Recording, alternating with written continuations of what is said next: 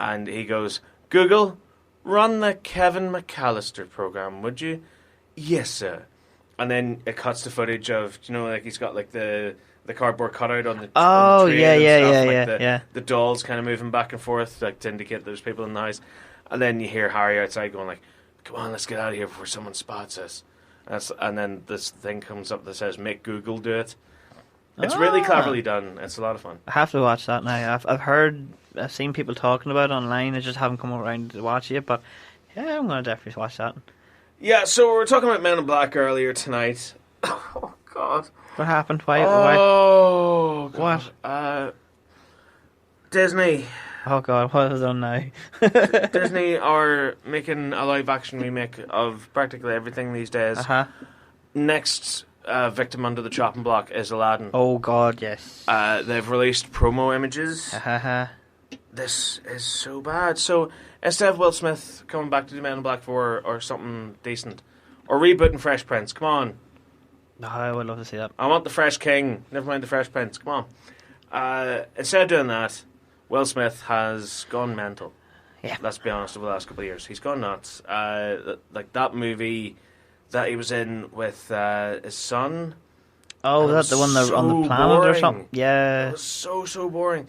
And he was in Suicide Squad for like 5 minutes. He was practically the highlight of that movie.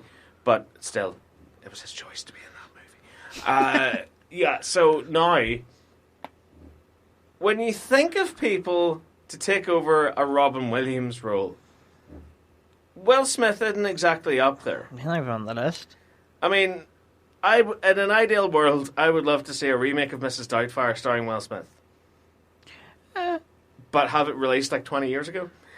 So like imagine like 1996 is like Mrs. Doubtfire, 1998 is Mrs. Doubtfire remake starring Will Smith.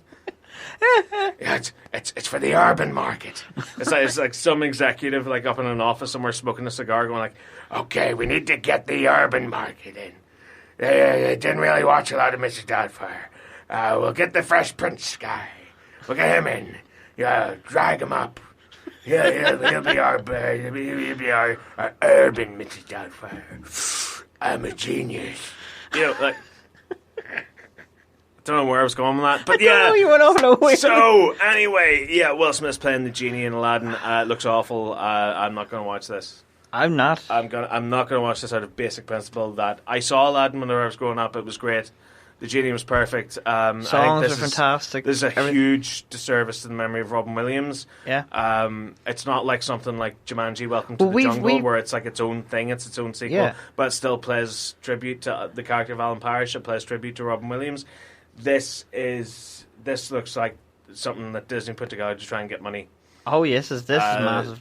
I think I'm actually refusing to watch this. We've said this before with Disney. Like we've talked before on the show, where they're already been made. Leave them alone. Like they've done it with like Lion King, Jungle Book, Maleficent, which was their Sleeping Beauty remake. Yeah, Cinderella, which was god awful. It was dire. It was so bad. It was really, really bad. Like Cinderella as a character was like an airhead, and like girls and women loved this movie because it's strong females and all this sort of thing. There's literally a scene where the prince comes to the house with the glass slipper, and the ugly sisters are trying. Of course, they're not ugly sisters because this is PC. This is woke Cinderella, right? So they're not ugly sisters. But as we know, because we're proper human beings, they were the ugly sisters. So they're trying to put on the glass slipper in the film to do so, and the prince is about to leave the house. Cinderella, meanwhile, has been locked at the top of the tower, and she looks out and she sees the prince coming to the house, and she's like, "Ah, yes, there he comes," and I'm just up here. And she's up there just like mindlessly singing with a couple of birds. Scream and shout, put your arms out of the cage and go, I'm up here, help me. I don't know. I refuse to watch these. Awful movie. No, bad, stop. No, don't. No, but I do agree with you. I think it is just Disney going, what money, what He's more not money. even blue. What? Will Smith as the... Oh, yeah.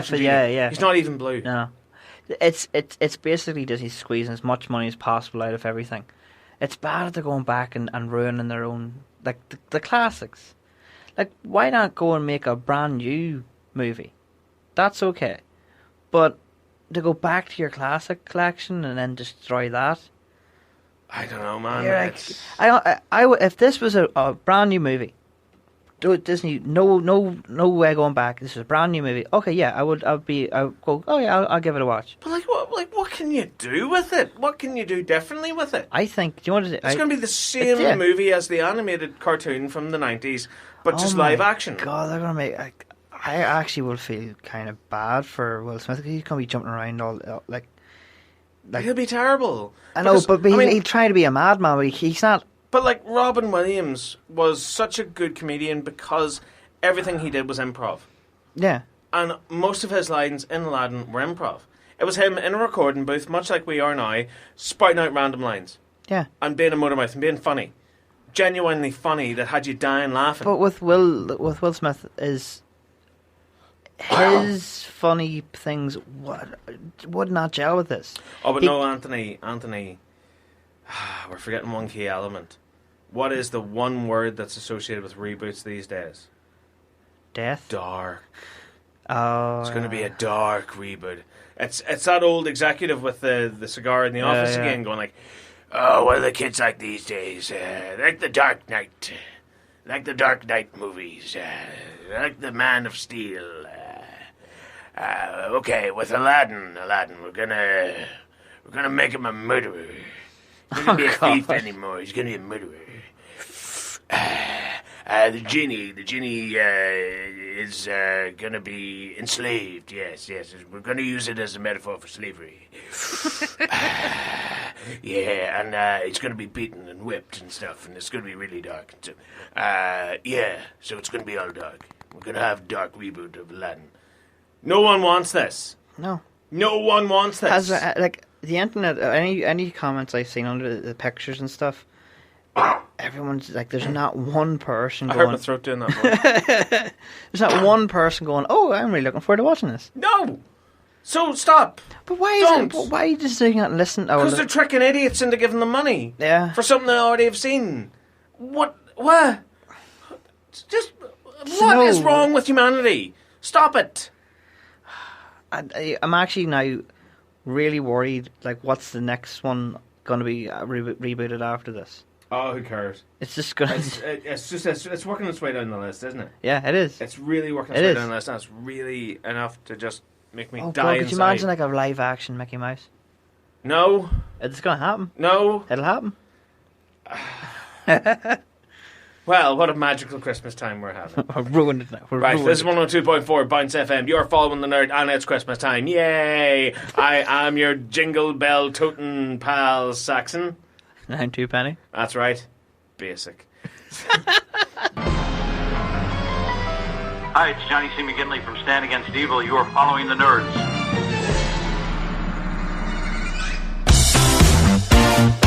Hi, I'm Paul Feig, director of Ghostbusters, Answer the Call, and you are listening to Following the Nerd. A little bit of Annie Lennox and Al Green there with Put a Little Love in Your Heart from the movie Scrooge, which is actually one of the Christmas movies I haven't seen yet. I haven't actually sat down to watch this year yet, and I have the Blu-ray. Which kind of annoys me too, in my own special, super awesome way. Right, because there was supposed to be the You'll Love It home release of Scrooged. I was supposed to have all these special features. I was supposed to be awesome. I was supposed to have all these behind-the-scenes things. But apparently this movie was a cluster shambles in the production. Oh. It was all over the place. Like, so the amount of behind-the-scenes stories and everything would have been great. But instead, no, we got a bare bones Blu-ray release. And it's just got the movie and the trailer. You know they're going to, sometime down the line, going to release... They damn well better. They announced it in like 2005. Ooh. It's like True Lies. Yeah. True Lies hasn't got a Blu-ray release. And James Cameron, for years, taking 5-minute breaks from making Avatar 27 or whatever, has been sitting going like, oh yeah, True Lies and The Abyss, they're going to have Blu-ray releases, it's going to be amazing, it's going to be what? When? Release them! Nah. You mad? Not going to happen. Anyway, so we got a message there from Andrew Hazel, who is an avid listener of the show. I knew there's bound to be one out there. But he's part of the... Oh my god, that broke you. But... So here's one half of the Monday movie show. That worked with Following the Nerd for a while. He messaged in saying that Mulan is also getting a live action reboot as well. Oh, God. And that just made me die inside. that really finished me off. Yeah, so Disney, crazy. Yeah, Star Wars. Let's talk about Star Wars. Let's move on. Let's talk about Star Wars. I know do you know what this show feels like? This feels like, do you know the final week of term in school before you get off for Christmas? Yeah. And you just don't care anymore? Yeah, it feels like that. Even though we're in this time next week anyway, it's utterly meaningless. But yes, so there's been some wild rumours flying about this new Mandalorian TV show that's going to come to Disney Plus next year. Right. So the Mandalorian series may feature IG-88, Yes. Bosk, Ooh. and Sabine. Yeah, there's a little Christmas present for you. I'm so happy. So it looks like Lucasfilm and Disney's new live-action Star Wars show may be getting set to bring back some established heroes from across the lore. Now, we have to stress, this is all a rumour, but given what we know of the Mandalorian show, this would make sense, given the fact that it takes place after Return of the Jedi, but before The Force Awakens. So word is the show will feature the droid Gotra, which is a droid clan mentioned in several places in the new lore, including the Tarkin novel and Dr. Afra comics. Star Wars is weird. So what does this mean? Well, bounty hunter IG-88 is part of the clan, and there has been news that an IG-88 has been spotted on the Mandalorian set. Now, IG-88 appeared as a not very mobile character in Empire Strikes Back and then had some action and development in the Clone Wars animated series, but it would be very cool to see him kick ass in a live-action context. Indeed, reports are that showrunner Jon Favreau is a big fan ever since he was a kid, and IG-88 will be killing, fighting, and riding speeder bikes. Oh, happy days. So reports also claim that Bosk has been spotted on set and is likely with IG-88. This news alone has us excited. Other news is telling us that Mandalorian Sabine Wren, star of the Rebels animated series, may be appearing in the show too, as word is her helmet has been spotted on set. I'm happy. So given that Sabine is a Mandalorian, and like the title character, we know that she survives beyond the destruction of the second Death Star, and the last time we saw her, she was embarking on a bigger adventure, it's likely that, like Solo, the Mandalorian is going to be doing some serious interlinking on Star Wars tales from movies and TV shows and beyond. Yes, please. I'm so happy. So again, all this is just a rumour. Okay. At the point, take it with a wild pinch of salt, but this is looking very likely. I'm happy. It'd be great to see Sabine back again, wouldn't it? I mean, like Bosk and IG-88, those are iconic characters from Empire. I wonder if it'll be the voice actress that's going to be in it. That would be good. Who knows? That would be pretty cool. But either way, this is really either way. Like I can't wait for this show, dude. I can't wait. I hope. It's helmed by Jon Favreau, who is a personal god of mine, because he's the one that kickstarted the Marvel Cinematic Universe with Iron Man. Yeah. And he's one of the baby daddies for Avengers. He is as well. An absolute gem. He made one of my all-time favourite Christmas movies, Elf. He made Elf?